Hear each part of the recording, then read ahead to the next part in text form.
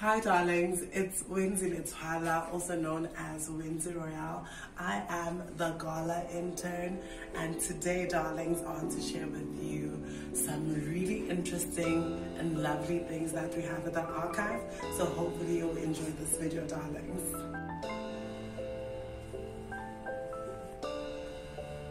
So darlings, ever since I've been working at the archive, I've been drawn to this book cover by the late Wenzy Royal. It's from 2008. It's titled Black Bull, Ancestors and Me. Wenzy, who's the author of this book, was an activist, healer, husband, and parent. And the interesting thing about this book, it talks about how in Zulu culture, when you're a Sangoma, there is more fluidity in how someone expresses their gender. In African spirituality, there's a belief that a male can be inhabited by a female ancestor and have the gifts of a female ancestor, or a woman can have the gifts of a male ancestor. A woman can do the chores that are traditionally associated for men, like slaughtering a cow.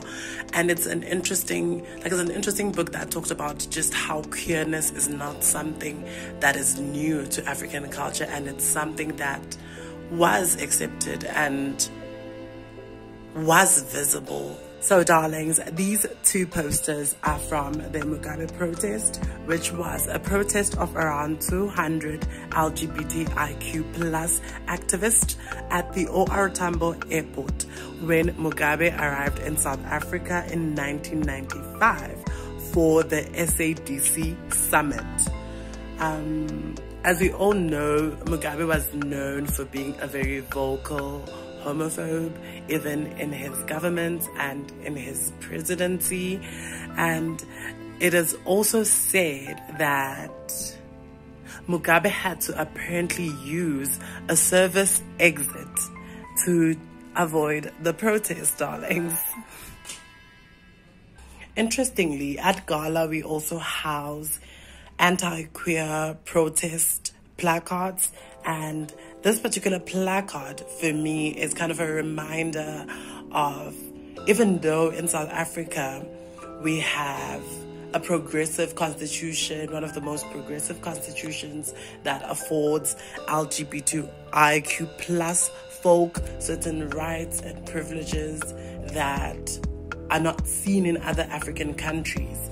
This particular placard is a reminder that even though we have that in South Africa, it does not mean that everyone is accepting of the LGBTI community.